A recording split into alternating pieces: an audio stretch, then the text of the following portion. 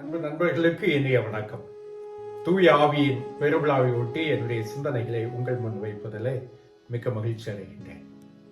பெந்தைக்கோஸ்தே விழா என்று அழைக்கப்படும் இந்த விழா நாம் பழைய ஏற்பாட்டை திருப்பி பார்க்கின்ற பொழுது பாஸ்கா விழாவுக்கு 50 நாட்களுக்கு பின்னால் கொண்டாடப்பட்ட ஒரு விழா என்பதால் 50 என்ற இந்த சொல்லின் கிரேக்க பதமாகிய பெந்தைக்கோஸ்த் என்ற அந்த பெயர் இந்த விழாவுக்கு அமைகின்றது.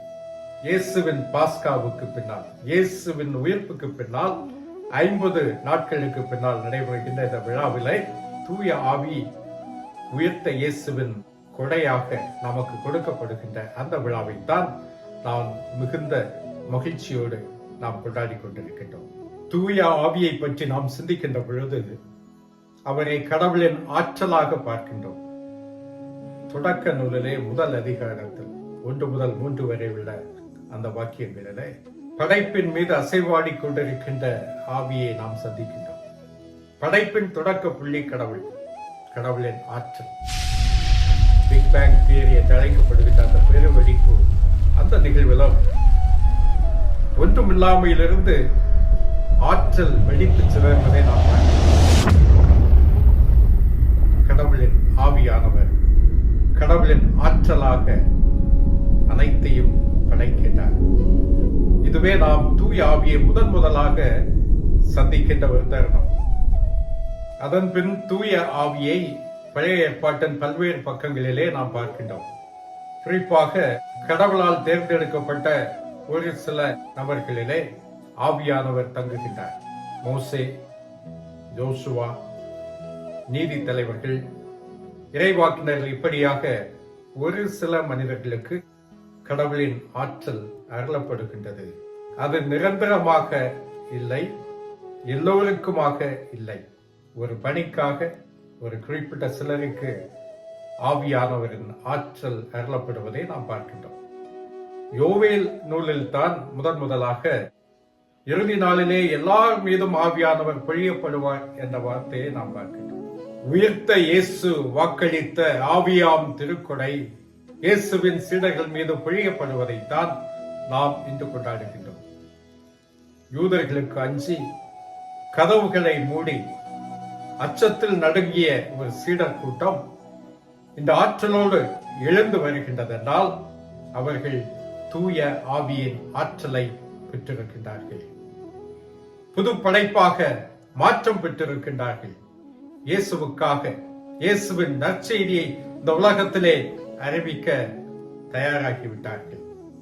பொதுவாக இந்த விழாவை திருச்சபையின் பிறந்த நாள் விழாவாக சொல்லுவது உண்டு. ஆனால் நான் அப்படி நினைக்கவில்லை. ஏனென்றால் திருச்சபை ஏற்கனவே இருக்கின்றது. ஆண்டவர் இயேசு தன் சீடர்களை அழைத்து ஒரு சபை அனுபவத்துக்காகத்தான் பயிற்றுவிக்கிறார். இயேசுவோடு அந்த திருவை தொடங்குகின்றது. ஆண்டவர் இயேசுவின் அந்த இறுதி உணவிலே நற்கரணை ஏற்படுத்துகின்ற பொழுது திரு அவை பிரசன்னமாக இருக்கின்றது. இன்றும் தூய ஆவியானவர் திரு அவைக்குத்தான், திருச்சபைக்குத்தான் பொழியப்படுகின்றார். எனவே இது திருச்சபையின் பிறந்த நாள் என்பதை விட திருச்சபையின் பணி வாழ்வின் பிறந்த நாள் என்று நாம் சொல்ல முடியும்.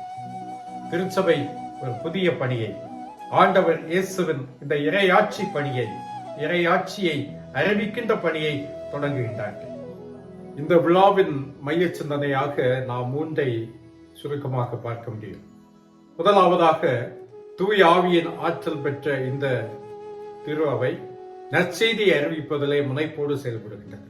நற்செய்தியை அறிவிப்பது அதன் இயல்பிலே உள்ள ஒன்றாக நாம் பார்க்கின்றோம். இதைத்தான் வத்திக்கான் திருச்சங்கம் தன்னுடைய மடலிலே அது சொல்லுகின்றது. தன் இயல்பிலே நற்செய்தி அறிவிக்கின்ற ஒன்று. It is by its very nature missionary. இனி இந்த நற்செய்தியை அறிவிப்பது என்று சொல்லுகின்ற பொழுது அது என்ன என்ற ஒரு கேள்வி எழுப்பினால் பலரும் பல பதில் சொல்லுவார்கள். ஆனால் நாம் வாழ்கின்ற இந்த காலகட்டத்திலே, இந்த சூழலிலே இந்த செய்தி ஒரு சமயம் சார்ந்த செய்தியாக இருக்காது. இது இயேசுவின் விடுதலை செய்தியாகத்தான் இருக்க முடியும். இதைத்தான் 1971 கூடிய ஆயர் மாமன்றம் அவர்கள் கொண்டு வந்த அந்த மடல், திருத்தந்தையின் ஒப்புதலோடு வெளிவந்த அந்த மடல், உலகில் நீதி என்ற அந்த மடல், ஜஸ்டிஸ் இன் த வேர்ல்ட், அந்த மடலில் நற்செய்தி அறிவிப்பு என்றால் என்ன என்று ஒரு கேள்வி எழுப்புகின்ற பொழுது அவர்கள் சொல்லுகின்ற அந்த பதில், நீதிக்காக போராடுவது நற்செய்தி அறிவிப்பின் ஒரு உள்ளார்ந்த அம்சம் என்று சொல்லுகின்றார்கள். Action on behalf of justice is a constitutive element of preaching the gospel. எனவே நீதிக்காக போராடுவது, விடுதலைக்காக போராடுவது, உழைக்கும் மக்கள் சார்பாக இருப்பது, இதுதான் நற்செய்தி அறிவிப்பு. இந்த பணியை திருச்சபை செய்ய வேண்டும். இதில் இருக்கின்ற ஆபத்துக்கள், இதில் இருக்கின்ற பிரச்சனைகள் எல்லாமே நமது கண்முன் இருக்கின்றன. ஆனால் நாம் துணிந்து செல்லுகின்றோம். இதை திருத்தந்தை பிரான்சிஸ் அவர்கள் மிக அழகாக இவாஞ்சலியும் கௌதியம் என்று சொல்லுகின்றார், நற்செய்தியின் மகிழ்வு என்று சொல்லுகின்ற தனது மடலில் அழகாக சொல்லுகின்றார். அவர் திரு அவையை பற்றி, திருச்சபையை பற்றி ஒரு கனவு வைத்திருக்கின்றார். அவர் என்ன சொல்லுகின்றார்? நான் விரும்புகின்ற ஒரு திருச்சபை காயப்பட்ட ஒரு திருச்சபையாக இருக்கும். அது அழுக்கு பிடித்த, தூசு பிடித்த ஒரு திருச்சபையாக இருக்கும். ஏனென்றால் அது வீதியில் செயலாற்றுகின்றது. பாதுகாப்பு அரண்களுக்கு உள்ளே இருந்து கொண்டு சுகத்தை அனுபவித்துக் கொண்டு தூசுபடா ஒரு வாழ்க்கை வாழ்கின்ற ஒரு நோய் பிடித்த ஒரு திருச்சபையை நான் எண்ணிக்கூட பார்க்கவில்லை என்று அவர் சொல்லுகின்றார். இன்றைய இரண்டாவது சிந்தனையாக நான் முன்வைப்பது, இயேசுவின் இந்த நற்செய்தி பணியினை திரு அவை தன்னதாக்கி கொண்டு இந்த உலகத்திலே பணியாற்றுகின்ற பொழுது திரு அவையை வழிநடத்துவது, திரு அவையை தூண்டுவது, திரு அவையை முன்னின்று நடத்துவது எல்லாம் தூய ஆவியானவர். தூய ஆவியானவர் தான் இன்று திரு அவையிலே இயேசுவின் பணியை தொடர்ந்து ஆற்றச் செய்கின்றார். இதை ஆண்டவர் இயேசு தெளிவாக சொல்லி இருக்கின்றார். இந்த நற்செய்தி வாசகமும் அதுதான். யோவான் நற்செய்தி 15ஆம் அதிகாரம் 26, 27 ஆகிய இந்த வசனங்களிலே ஆண்டவர் ஒன்றை தெளிவாக சொல்லுகின்றார். நான் எல்லாவற்றையும் உங்களிடம் சொல்லிவிடவில்லை. நான் சொல்ல வேண்டிய பல இன்னும் உண்டு, ஆனால் அது இப்பொழுது சொல்லப்படவில்லை.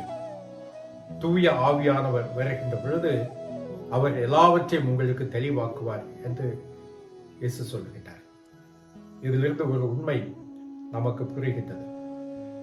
ஆண்டவர் இயேசுவின் பணி பற்றிய, இன்று நாம் வாழ்கின்ற இந்த காலகட்டத்திலே திரு அவை ஆற்ற வேண்டிய பணிகள் பற்றிய தெளிவுகள் எல்லாம் இந்த வரலாற்றின் ஓட்டத்திலே தூய ஆவியானவர் நம்முடன் இருந்து வழிகாட்டுவார்.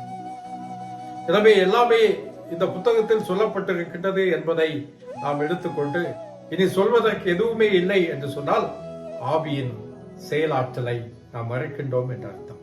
தூய ஆவியானவர் இந்த திரு அவை வாழ்கின்ற இதன் வாழ்க்கை ஓட்டத்திலே சந்திக்கின்ற சவால்களினூடாக நம்மோடு பேசிக் கொண்டிருக்கின்றார்.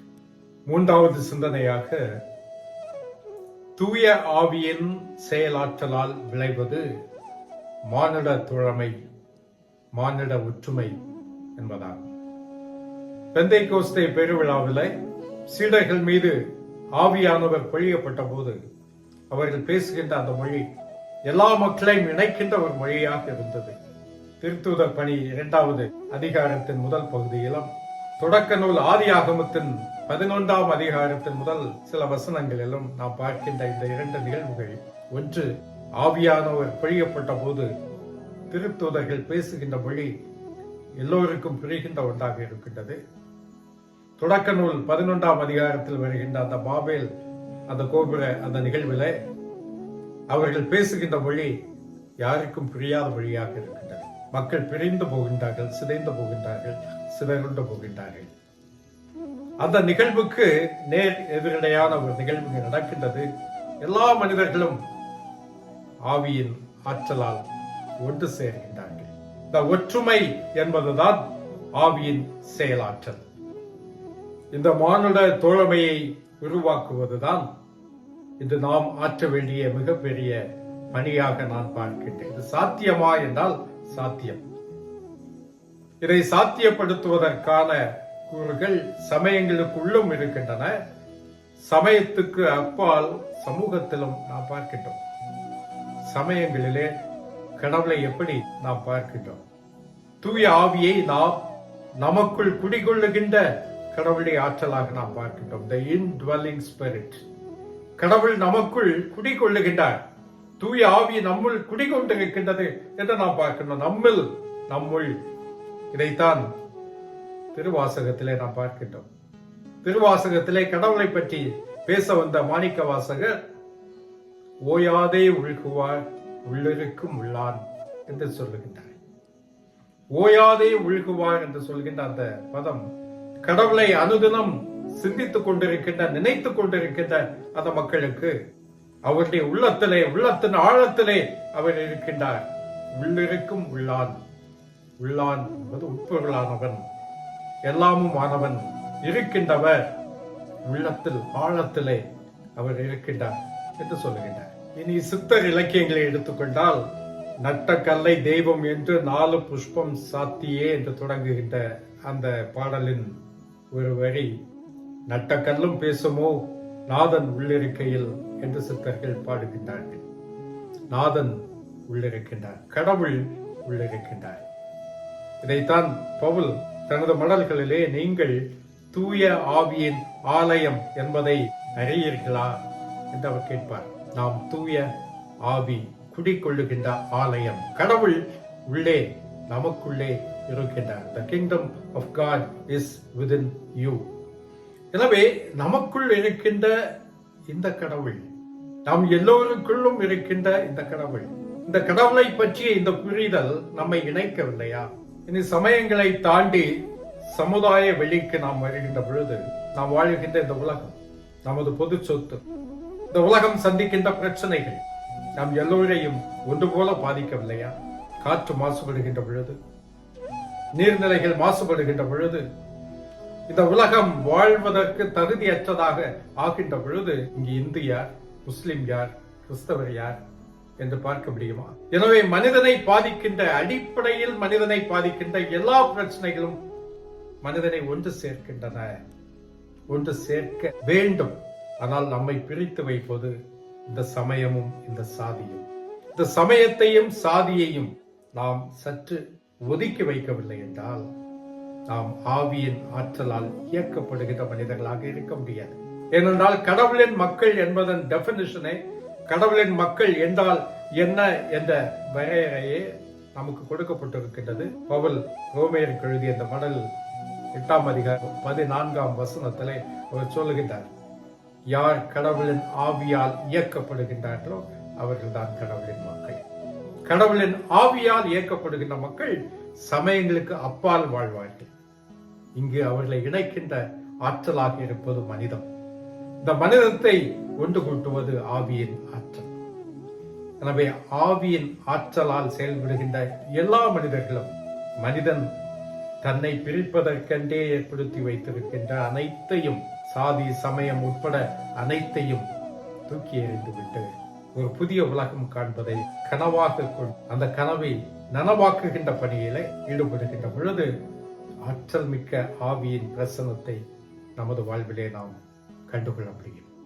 தூய ஆவியின் பெருவிழாவிலே நம்மை இயக்குகின்ற இந்த ஆவியானவர் நம்மோடு இருக்கின்ற பொழுது இந்த உலகத்தில் என்ன பிரச்சனை, எனக்கு உறுதியூட்டுகின்றவர் துணை கொண்டு நான் எதையும் செய்யும் ஆற்றல் பெற்றிருக்கின்றேன் என்று பவுல் சொல்லுவார்.